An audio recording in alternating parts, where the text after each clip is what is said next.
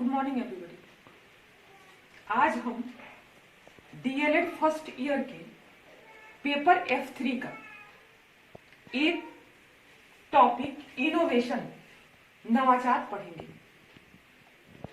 नवाचार का अर्थ क्या होता है, नवाचार क्या है या इसकी क्या आवश्यकता है, समाज में शिक्षा में क्या इसकी आवश्यकता है।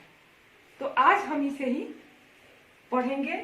नवाचार का अर्थ, नवाचार की परिभाषाएं, समाज में शिक्षा में इनकी आवश्यकताएं। सर्वप्रथम नवाचार का अर्थ क्या होता है। तो नवाचार दो शब्दों से मिलकर बना है, नव और आचार। नव का अर्थ होता है नया, नवीन, नया जो हमने अभी नहीं देखा है, जो हमारे विचारों से या विचारों की उपज है जिसको हमने अभी तक नहीं देखा हुआ है, वो नया हो गया। और हो जाता है उसके बाद क्या है, आचार, मतलब आचरण परिवर्तन। तो दोनों को मिलकर बना है नवाचार। अतः इसको हम ऐसे लिख सकते हैं, अतः नवाचार वह परिवर्तन है जो पूर्व स्थित विधियों और पदार्थों आदि में नवीनता का संचार करे। मतलब जो पूर्ववत स्थिति हमारी रही है, हमने आज तक जिस विधि से पढ़ना लिखना या रहना या जो भी हमारी आवश्यकता की पूर्ति की है, उसमें नई चीजों को या नए तरीके से उसको हमको सिखाना या नई चीजें देना, ये नवाचार हो गया। तो इसको हम इस परिभाषा के माध्यम से इसके अर्थ को व्यक्त कर सकते हैं। यह जो इनोवेशन जो है वह आंग्ल भाषा का शब्द है। यह इनोवेट शब्द से निर्मित हुआ है। इनोवेट जिसका अर्थ है कि हमने एक नई आइडिया को इंट्रोड्यूस किया है। तो इनोवेट का एक हो गया टू इंट्रोड्यूस नोवेल्टीज और टू मेक चेंजेस। मतलब किसी भी चीज को हम उसको पहले महंगा, पहले वो कॉस्टली होता है, फिर उसको हम अपने यूथ को देखते हुए, आवश्यकताओं को देखते हुए हम धीरे धीरे उसको उसमें चेंज लाके उसको सस्ता बनाते हैं, चीप उसको बनाते हैं और उसको फिर उसके बाद उसका यूज में या उसका प्रचलन में लाते हैं। तो इस तरह हो गया to introduce novelties to make changes, वह परिवर्तन जो नवीनता लाए। अब नवाचार की परिभाषाएं।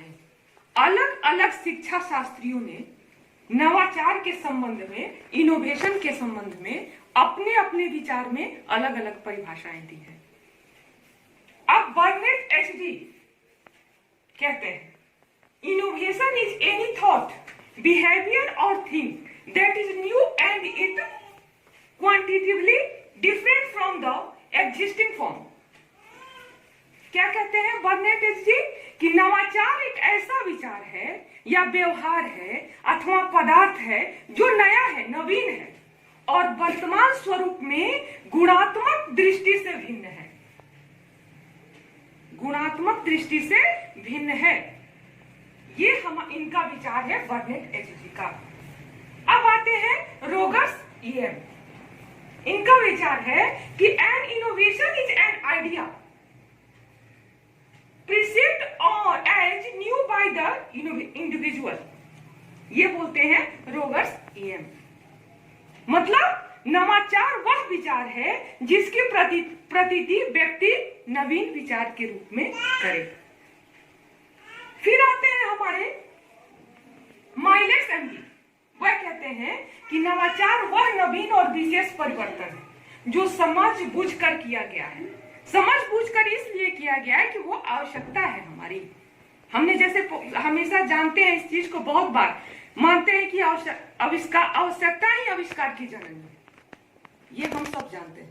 तो इसी को इन्होंने कहा है कि नवाचार वह नवीन और विशेष परिवर्तन है जो समझ बूझकर किया गया है।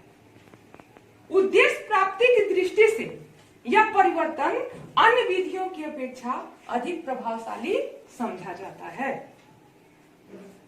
हमारी आवश्यकता के अनुसार हम आविष्कार करते हैं। अगर आवश्यकता न हो तो आविष्कार की कोई आवश्यकता नहीं। एक उद्देश्य को सामने रख के हम कोई भी आविष्कार या कोई भी इनोवेशन करते हैं। तो शिक्षा में अब हम इस आविष्कार की क्यों आवश्यकता पड़ी, इस इनोवेशन की, इस नवाचार की क्यों आवश्यकता पड़ी, कहां पड़ी?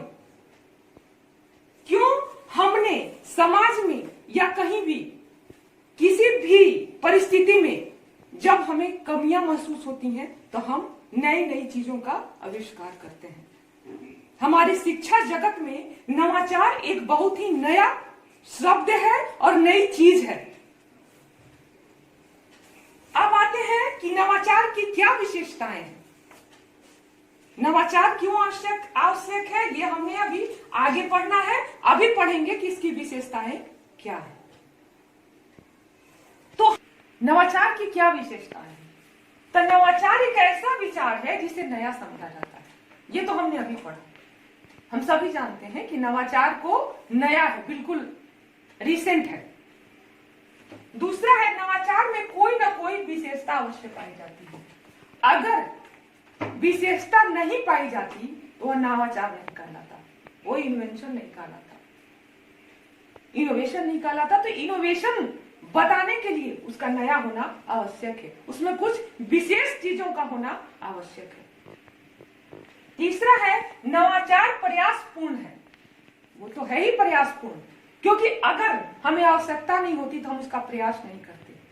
उस जरूरत को पाने के लिए, उसको सरल बनाने के लिए हम प्रयास नहीं करते अपनी आवश्यकता के लिए। तो वह नवाचार जो है वो तो प्रयासपूर्ण है। चौथा, नवाचार का प्रयोग इसकी उपयोगिता के आधार पर किया जाता है।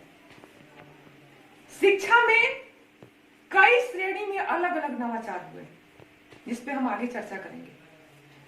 तो शिक्षा जगत में तो नवाचार का प्रयोग जैसे जिस सब्जेक्ट में या जिस भी दृष्टिकोण से जहां जरूरत है वहां हम नवाचार का प्रयोग करते हैं। प्रचलित विधियां, जो आपका हमारा लास्ट पॉइंट है, प्रचलित विधियां। प्रचलित विधियां मतलब जो आज तक हम जिस विधि से पढ़ना, लिखना, रहना, जिस तरह से हम लोग करते आ रहे हैं, प्रचलित, जो सनातन से प्रचलित है, उन विधियों के कारण, उन विधियों से नवाचार अधिक उत्तम है, क्योंकि हमको वह आसानी प्रदान करता है किसी चीज को समझने में। अब हम पढ़ेंगे नवाचार के प्रकार। नवाचार के प्रकार दो तरह के दिए हुए हैं। समस्या समाधान संबंधी नवाचार।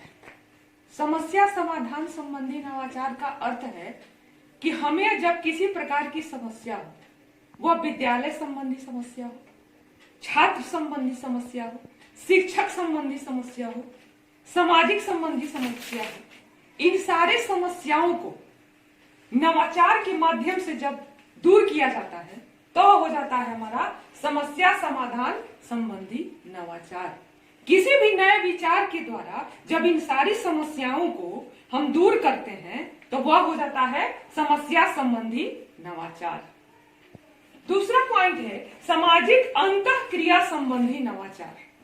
सामाजिक अंतःक्रिया संबंधी नवाचार का मतलब जब हम किसी अन्य शिक्षक या अन्य विद्यालय की नई बातों को या नए चीजों को अपने विद्यालय में सीखते हैं, या हम अपने नए विचार या किसी तरह के नवाचार को अंतःक्रिया के द्वारा दूसरे विद्यालय में जाके सीखते हैं, तो इसको हम लोग अंतःक्रिया संबंधी नवाचार कहते हैं। मतलब नए विचारों या नई तरह की तकनीकी का आदान प्रदान, यह हो गया सामाजिक अंतःक्रिया संबंधी नवाचार। अब हमारा एक पॉइंट बहुत आवश्यक है नवाचार में, need of innovation is in view of technological and social change. क्या है? प्रौद्योगिकी एवं सामाजिक परिवर्तनों में नवाचार की आवश्यकता। प्रौद्योगिकी, आज का उद्योग जगत, आज का शिक्षा जगत, आज हम अपने पुरातन नियमों से या उस वक्त के बनाए हुए प्रचलन से हम आज समय के साथ नहीं चल सकते हैं। इसमें हमको इसकी बहुत आवश्यकता है, इस इनोवेशन की बहुत आवश्यकता है। आज का संचार का युग है, इसमें तेजी से सामाजिक और प्रौद्योगिक परिवर्तन हो रहे हैं। मोबाइल, कंप्यूटर, इंटरनेट शिक्षा के साधन बन गए हैं। केवल आज स्कूल, कॉलेज या पारंपरिक शैक्षिक संसाधनों के द्वारा शिक्षा पर्याप्त नहीं है। हम संचार क्रांति एवं मोबाइल क्रांति के युग में जी रहे हैं। आज हम घर बैठे सिर्फ देश में ही नहीं, विदेशों तक के भी शिक्षा को माध्यम बना सकते हैं। विदेशों से वहां के बड़े बड़े कॉलेजेस, बड़े बड़े यूनिवर्सिटीज के कोर्स आज हमें इंटरनेट और मोबाइल क्रांति के माध्यम से उपलब्ध है। और हमें अगर समय के साथ चलना है और अपने आप को अपग्रेड करते रहना है, तो हमें इन नवाचारों को सीखना बहुत आवश्यक है और इनके बारे में जानना बहुत आवश्यक है। आगे के लेक्चर में हम शिक्षा में इसका क्या उपयोग है, इसके बारे में चर्चा करेंगे। Thank you.